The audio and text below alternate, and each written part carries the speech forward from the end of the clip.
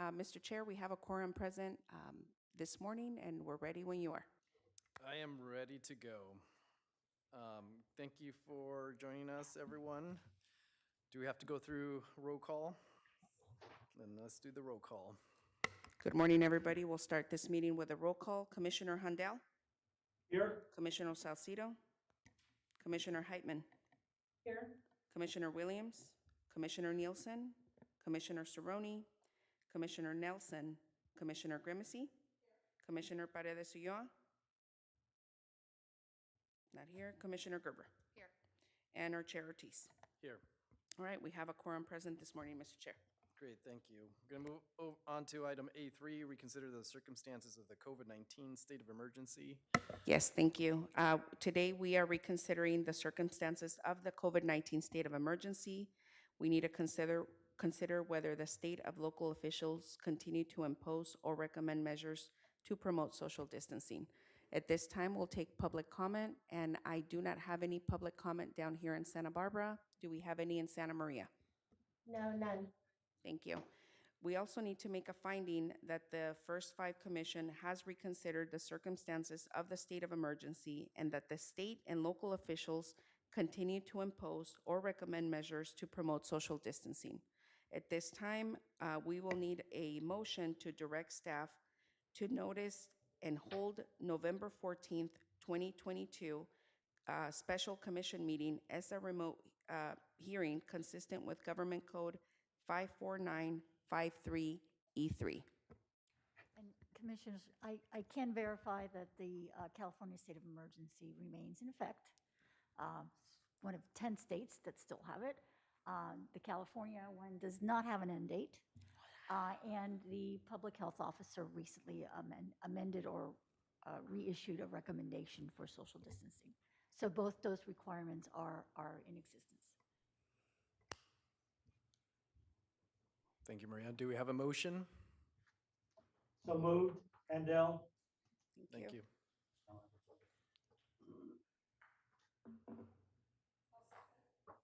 Thank you. Thank you. We'll take a roll call for this item now. Commissioner Handel, Aye. Commissioner Heitman, Aye. Commissioner Grimacy, Commissioner Paredes Ulloa, Commissioner Gerber, Aye. and our Chair Ortiz. Aye. Thank you. This motion carries. Thank you. We'll move on to item A4, motion to approve the Commission September 19, 2022 meeting minutes. Do you have any corrections or a motion to approve? I'll make them. Thank you. Ish? I'll second. Second. Do a roll call. Yes. Thank you, Mr. Chair. Commissioner Handel, Aye. Commissioner Heitman, Aye. Commissioner Grimacy, Commissioner Paredes Ulloa, Commissioner Gerber, Aye. and our Chair Ortiz. Aye. Thank you. This motion carries. Move on to item A5, any public comment or items on the agenda? Mr. Chair, we did not receive any public comment beforehand. I don't see any here in Santa Barbara. Do we have any in Santa Maria? None in Santa Maria. Thank you. Great. Then we will move on to informational items, starting with B1, Commissioner announcements. Again, this time is reserved for any commissioners who would like to make an announcement regarding anything connected to the mission of First Five, children 0 to 5. Ish? Carpenter Children's Project will be holding our annual Fall Health Fair.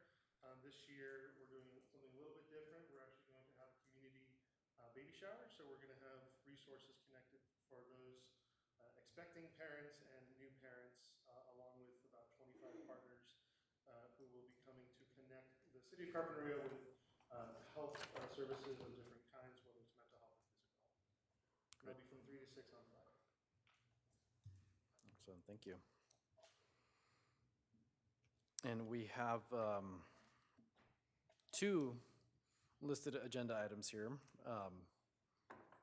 Yes, Mr. Chair, we have two items listed under this item. The first one is to welcome Caitlin Kenner, our new evaluation manager, and she is in Santa Maria. Michelle, I will turn the mic over to you. Thank you. We would like to introduce our new evaluation manager, Caitlin Kenner, here to my left. trying to see which way. Like to say that Caitlin rose to the top of over 37 applicants for the position community-wide. So we're super thrilled to have her. She has a bio in your packet, but just some highlights. She holds a master's degree in public health with behavioral, social, and health education sciences. Also has a maternal and child health certificate from Emory University. She's worked in maternal and child health all over this country, but also internationally. Comes with really great research skills and background. And I'm just super excited to have her join our team. She will be housed out of the Santa Maria office here. So welcome to Caitlin. Welcome, Caitlin, and congrats on a very robust process there to be hired. Next up, Yeah. we have item 1B, and someone is retiring, and we're gonna be, Maria is retiring, and she shared on the way up in the elevator that she has a lot of plans already in place, a lot of volunteer work, so kudos to you for doing that, immediately on retirement. Yes, thank you, Mr. Chair. And we would like to really, really give Maria our sincere gratitude for stepping up when Jerry, who had been with us for a very long time, retired at the beginning of the pandemic. She stepped up and she hit the ground running like we hit the ground running most of the time. And I just want to give you my sincere gratitude, and you will be missed, but she has our incoming county council, Bo Bay, with her today, so welcome. And I have a bouquet of flowers for you, so I'm gonna turn it over to Michelle so she can make her comments, and I'll come to you. Yes, thank you. I'm stepping in for Wendy, who was unable to be here today, just to, again, extend our gratitude to your work with us, Maria. Maria has really raised the bar for us in terms of getting our contract language cleaned up and having us really pay attention to all of those little legal details that makes it so that we never have to enter a courtroom. So we are thrilled with the work that she helped us with. And we used her a lot, I think more hours than Maria anticipated. But you will be truly missed. We know that you are going to be spending time with new grandbabies, which is an exciting change in the chapters of your life. So thank you for your time with us, and we wish you well. Well, it's been quite a pleasure, and you're one of the few boards that I've actually gotten to meet in person. I took over a lot of Brown Act boards from Jerry, and most of them I will have dealt with and retire without actually meeting them in person, which is amazing. That puts a different perspective on these whole last 3 years. But in any event, it's been a pleasure. Your commission's very, very important. It does some really important work for the community, and kudos to all of you. You all work very, very hard and are very dedicated. It's been fun. Thanks. Thank you, Maria. Thank you, Maria. I'm glad you've had fun. So have we. And again, congrats, and we hope you have a great time in your retirement doing all the things that you would like to do. We're going to move on to item B2, Peak Agenda Management System. Yes, this is a standing item that we have on the agenda, just to bring you up to speed that I'm still working on setting up the system. We are still planning on rolling it out in January. We have a commission meeting in February, so I am going to start rolling it out with committees first. That way I can work out the kinks, and then we'll roll it out in February. But I'm excited. I hope you guys are as excited as I am. It's going to be a great system that'll just simplify things for me, and it'll expedite things a lot faster for us. So those are all the comments I have for you today. Thank you. All right, looks like we're moving to action items now with C1, motion to reset hearing of November 14th, 2022 for the fiscal year 2021-22 fiscal audit. Yes, thank you, Mr. Chair. So we are resetting this hearing for November 14th for our fiscal audit, since we will be hearing our program audit today. Our fiscal audit will come in February, and for that meeting, we will be meeting virtually, so it'll be a lot easier and ready to go. But if we could please get a motion for, to accept this resetting of the hearing? I'll move. Thank you. We have a second? I'll second. Thank you. Thank you. We'll take a roll call for this item now. Commissioner Handel? Aye. Commissioner Heitman? Aye. Commissioner Grimisi? Commissioner Paredes Ulloa? Commissioner Gerber? Aye. And our Chair Ortiz. Aye. Thank you. This motion carries. Thank you.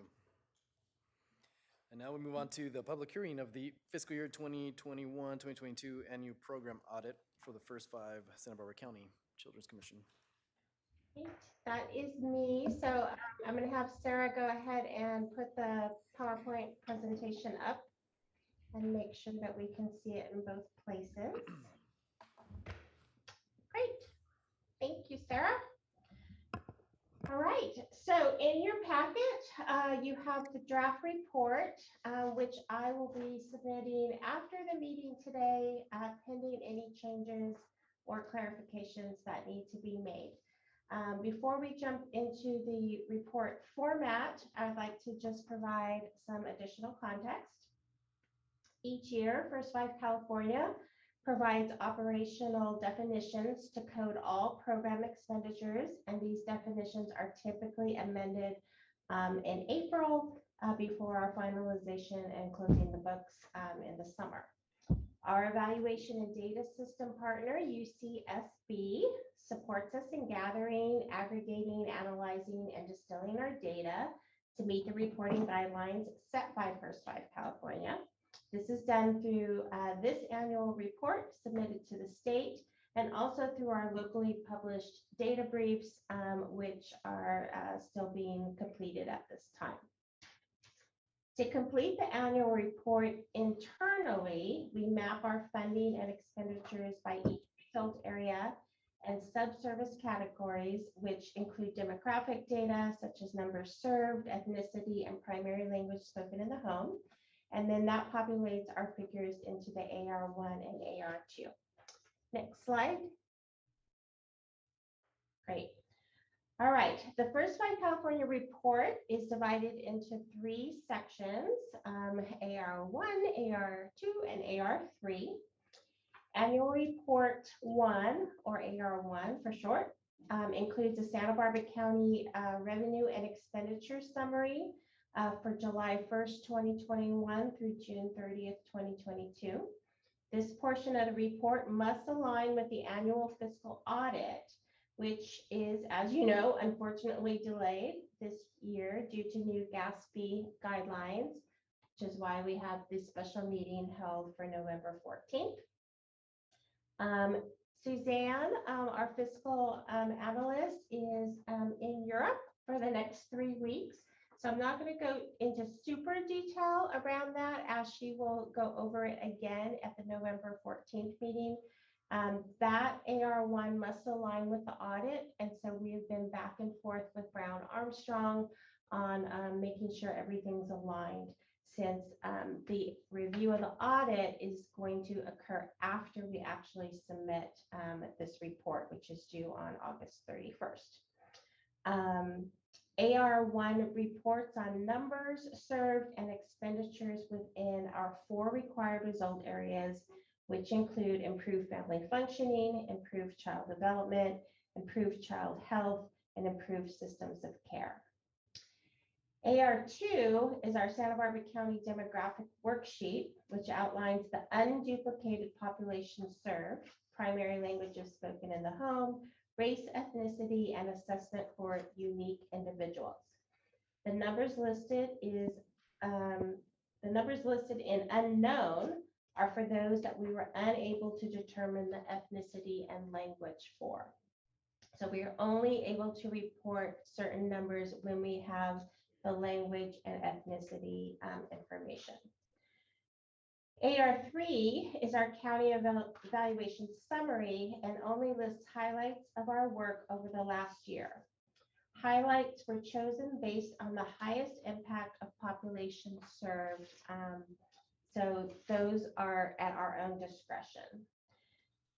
This also discusses our results-based accountability framework, activities completed, evaluation findings, and their policy impact during the fiscal year. The summary for each question has a character cap, and so reflects highlights decided upon by UCSB and staff within our primary focus areas. This summary does not represent all the work we do locally. The entire breadth and depth of work of our local commission will be reflected in our annual community impact briefs that are prepared by our staff in UCSB. And this year, we're going to go ahead and try to present those briefs to you at our special meeting in November. Typically, these will be ready for our results fair, which is scheduled for every September moving forward. But since this is our first year of the strategic plan, we had to work out some more kinks of what we were actually reporting on. Next slide. All right, so I'm going to briefly highlight the AR1 revenue and expenditure summary. Next slide. So, oh, my PowerPoint changed a little. So Sarah, we have someone on the line. Okay. Would you like me to fix it? No, it's okay. Okay. It just the person that came on their phone, it interrupted the screen. So we ended up having a total revenue in 21-22 of $4,071,607. This included our $3.8 million of Prop 10 allocation, which is our Prop 10 from tobacco taxes, as well as the Prop 56 backfill. We also brought in for that year 2 additional First 5 California grants, the Dual Language Learner Grant and the Home Visitation Coordination Grant. Both of those did sunset in June of 2022, so you will not see those in this coming year's budget. And then from that, we gained an additional $213,000 in interest, which is what gave us the $4 million revenue total. Next slide. Right, so as you can see, our revenue from 2015-16 was higher. We saw a decline over the years to 18-19, and then it started to increase again in 19-20, 20-21, and it stayed pretty stable in 21-22. That increase again was due to Prop 56 reconciliation, where the state controller's office did some more digging and found that First Fives throughout the state were getting more money or owed more money than they have been getting. So we anticipate that that is going to level out, and we're going to go back to seeing a smaller revenue coming in and possible decline based on the November ballot. As you recall, last year, the state of California did pass a proposition putting a ban on flavored tobacco as a way to try to deter children from using tobacco products, which we of course support. We do not want children accessing tobacco products.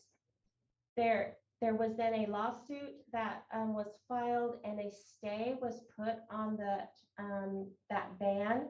And on your November ballot, you will see a referendum for that flavor ban. If the ban goes through, we will definitely see that affect our revenue. If the referendum action goes the other way, we will probably see some stability. But we have budgeted conservatively with that decrease in mind. And that's why you'll see our expenditure lines not going too far up and down for a few years. This past year was the start of our strategic plan. And the commission did vote to draw upon some of our reserve funds to get some money out the door. So that is why you saw an increase in the expenditures. Next slide. This is just a breakdown of our investments for fiscal year 21-22. So even though we had a revenue of 4 million, we did an adopted budget of 3.7916. And this is how we spent that money. I'm not going to go line by line, but our largest areas were in improved child development at 852,000. That was inclusive of our SBCEO contract on quality counts. This is our last year of that investment under that initiative, and working with the 4 school districts in our cohort 1 on their early learning initiatives. And then in improved systems of care, this included the 5 additional school districts in their planning year. So those are why those are the highest right now. And then you can see, based on our regional data, if you remember in our strategic plan, we broke the county into 9 regions. This shows you our investments in each of those regions based on population and need within those areas. Next slide. All right, I'm going to pause. Any questions on AR1 thus far? Okay, I'm hearing none. So AR2 is our Santa Barbara demographic worksheet. Next slide. All right, so our unduplicated numbers definitely increased this year with our work with the local school districts. We served 8,072 children birth to 5 years. Just as a reminder, in our county, we have anywhere between 33,000 and 35,000 children, 0 to 5. So while this number is impressive, it's still not reaching all the children we want to, but it is a start. Included in that is 884 parents or family members who receive direct services, and then an additional 1,479 early childhood teachers or providers. Breaking down race and ethnicity, you're going to see that there are different end numbers than the 8,072. Just like I talked about earlier, we could only count those that we actually asked those questions for. So these 3,344 and 2,949 are children that we worked with through the school districts and in our language and literacy book program. So the majority of ethnicities served are of Hispanic and Latino descent, which is very reflective of our county. And we have almost a split between Spanish and English, and then we have about 4% Mixteco and some other languages within our county. Next slide. All right, so now you will see a huge difference over the years from 2015 to 2016. As you recall, 2015 and 2016 through 2021, the majority of first 5 investments were in our improved family functioning result area, and we were doing heavy investments in family resource centers. That was through our last strategic plan. 2021, 2022 is our first launch into the new strategic plan, and you will see that this increased the direct services to children from our past strategies in the past. There wasn't a huge change in the number of primary caregivers, as we just changed our approach from doing more around intensive services to more general outreach and prevention. Next slide. And then this very cool map shows the areas of the county by region of how many children are being served through that fiscal year in our investment areas. So while you see Region 1 out there, Cuyama, very small 42, that's actually a pretty good reach of how many children. They only have about 100 children, 0 to 5 in their region, and we are reaching almost half of them. So that's pretty good. You will see these numbers also increase in the 22-23 reporting year as we have added the 5 additional districts for this year. Next slide. Right, any questions around our demographic data? All right, move on to AR3, our summary and highlights. Next slide. All right, so not getting into a ton of, again, details because you're going to see those in our local annual impact reports, but high level in our improved child development focus area, we had 4 school districts implement their early learning initiatives. And as a reminder, that's Guadalupe, Lompoc, Santa Maria Bonita, and Santa Barbara districts. We completed the final phase of the dual language learner pilot study, and this included many professional development trainings, also decided upon by the districts in alignment with their other professional development goals, but really focusing in on the importance of being bilingual for our children in our community. And finally, the continued investment in the quality count system. As I mentioned before, this is our last year of that contract. And this is about establishing the system of quality rating systems of our early childhood providers. Since the state has moved childcare from the Department of Education to the Department of Social Services, that system is being moved over to California DSS. And so we are yet to see how that is going to play out in the future. Next slide. For improved family functioning, we did a big partnership with WIC this past year, as well as with our partnered local education agencies. And we distributed a lot of books, almost 15,000 books went out to the children of Santa Barbara County.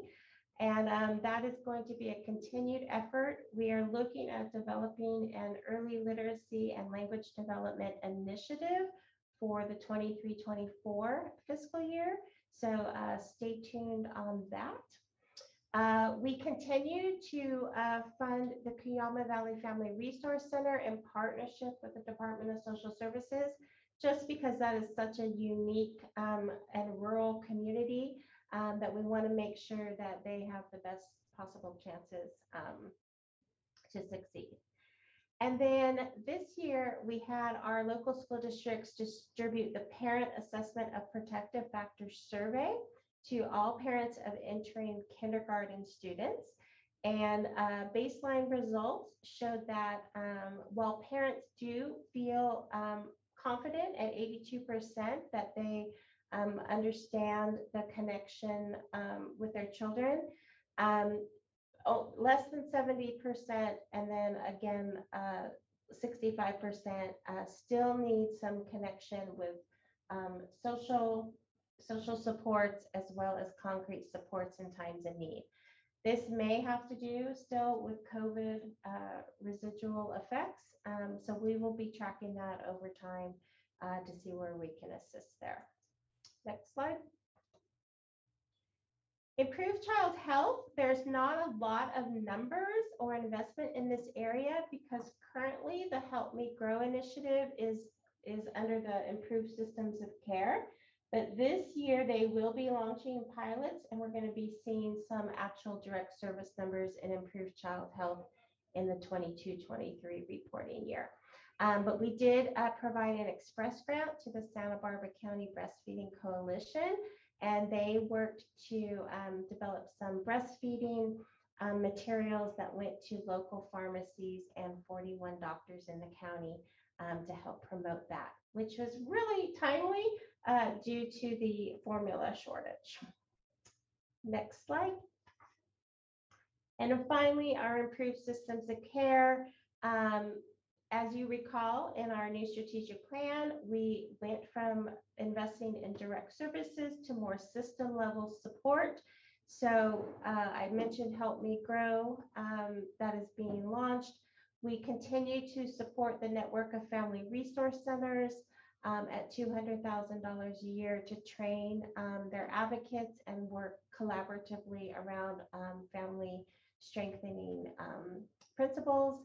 We continue to contribute to the 211 helpline. And then with the Santa Barbara County Emergency Child Care Initiative, we helped them to retain a consultant that would prepare reports and talking points to the Board of Supervisors during the ARPA discussions. And then we awarded several innovation capacity building grants, express grants, and co-sponsorships, which many of you already heard about at our results fair in June. And then we completed the home visitation coordination grant, which brought together all of our home visiting organizations within the county. And we started to develop what a system would look like if and when full implementation dollars come down. We had high hopes with Build Back Better that home visiting would be put in there, but as we know that stalled in Congress. So we'll just be keeping our eye out for future opportunities. Next slide. All right. Any questions? If not, that concludes my remarks for the hearing. And we can open it up for discussion or other public comment.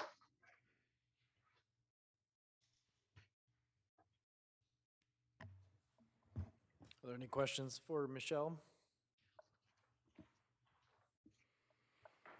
Okay, hearing none, I'm just going to say kudos to the First Five staff team for all the work that is being reflected in this report. It's a lot of impact over a year plus period of time, so thank you for those efforts. We do need a motion to approve accept the 21-22 annual program audit and forward to the State Commission and State Controller.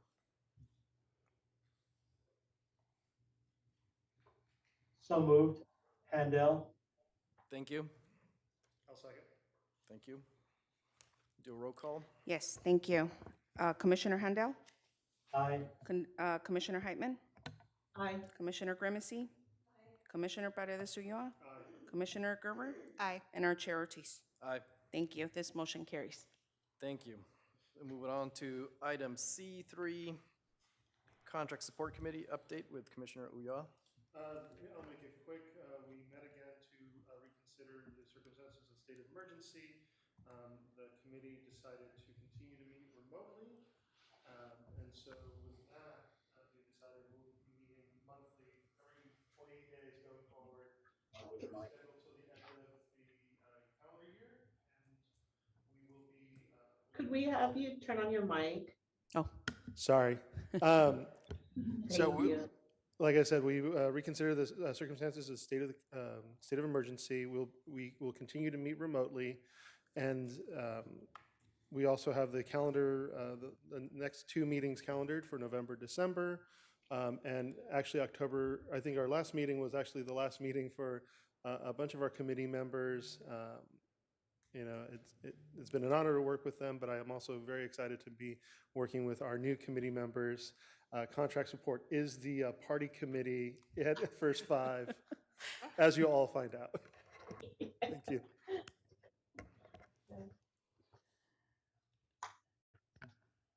Do we need a motion to accept the minutes? we do. Thank you. September 15th. So moved, Heitman. Thank you. Thank you. Thank you. Do a roll call. Yes. Commissioner Handel? Aye. Commissioner Heitman? Aye. Commissioner Grimisi? Commissioner Paredes Ulloa? Commissioner Gerber? Aye. And our Chair Ortiz. Aye. Thank you. This motion carries. Thank you. I'm a little upset that I was never invited to the party committee, but I will overcome. Thank you. We'll move on to item C4, commission committee assignments. Michelle? Great. So Steve, feel free to make any committee you're on a party committee. So Will do. make it more fun. I would like to ask our county council a question before we get started. Is there a way that we can combine some of these motions, especially since roll call is, or are we going to have to take all like 30 independent?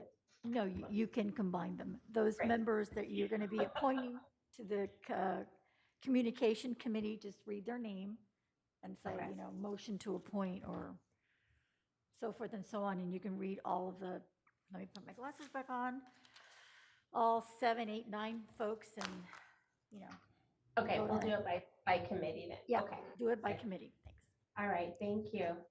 So thank you, commissioners, and our other partners for your patience in this.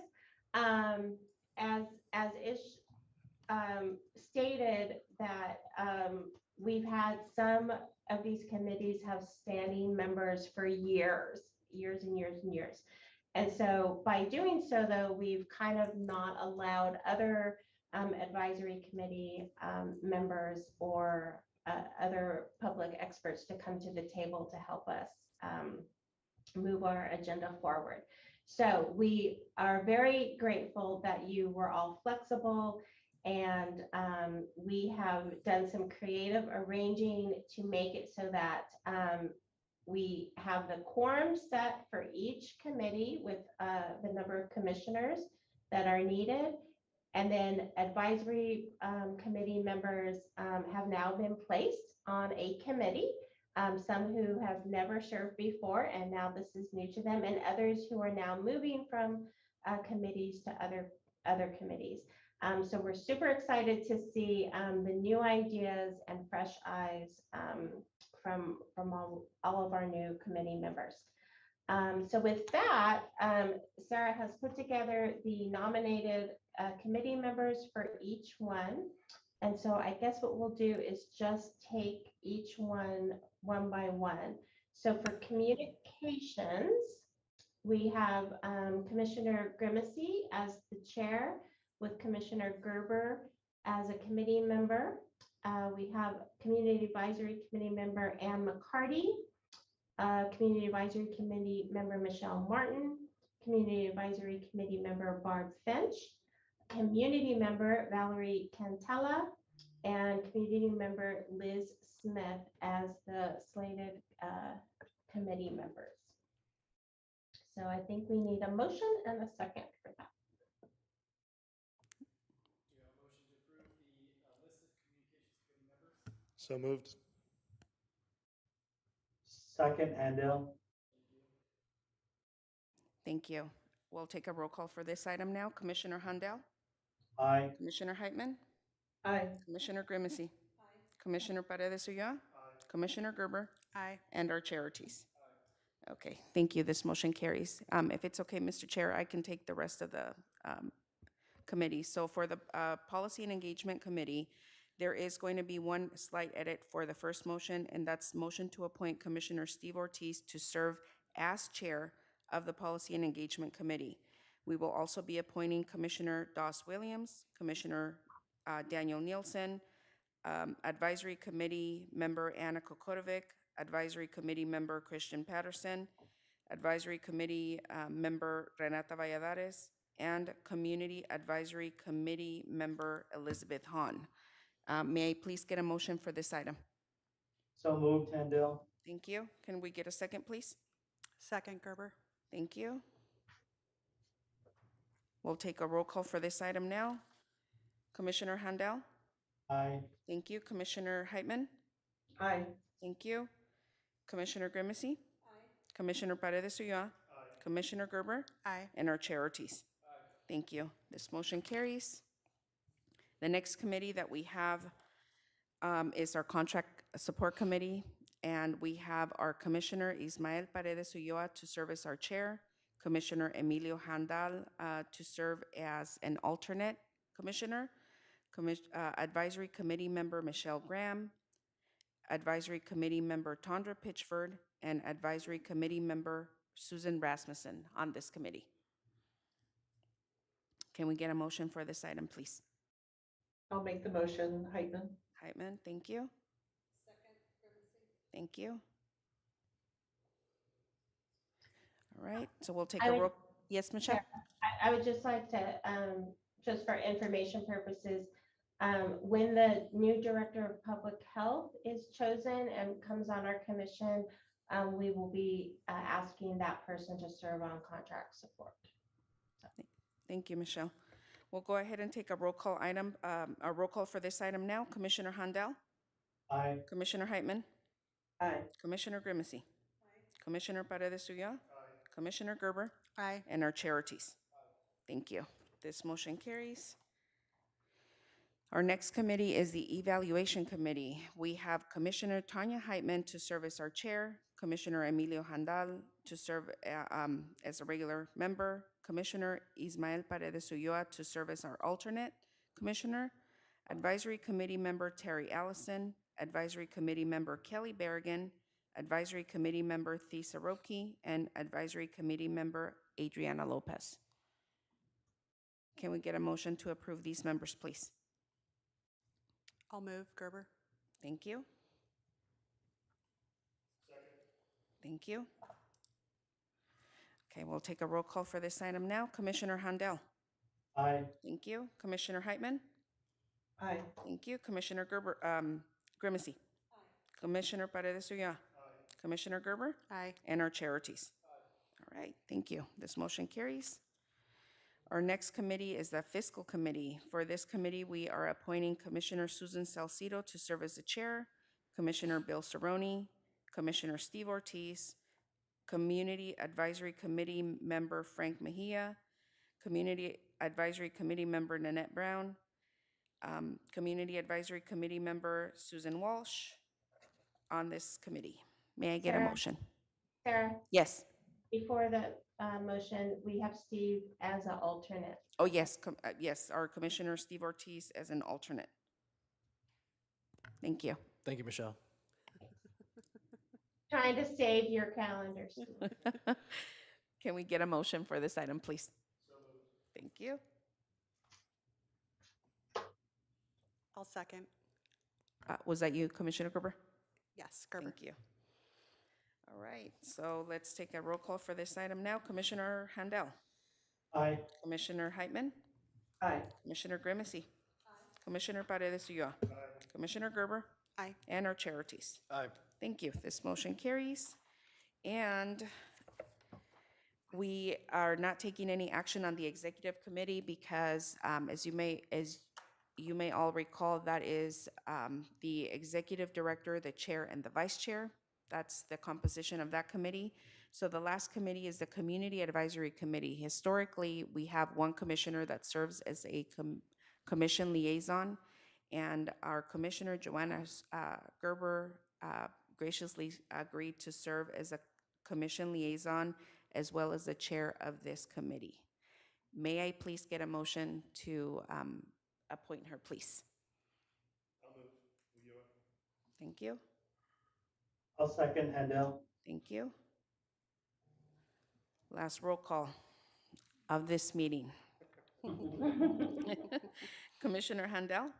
Aye. Thank you. Commissioner Heitman? Aye. Commissioner Grimacy? Commissioner Paredes Ulloa? Commissioner Gerber?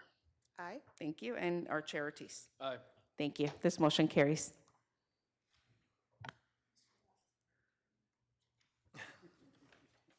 Thank you, Sarah. We will move forward now to Section D. And we have actually no items there, so Section E, future events.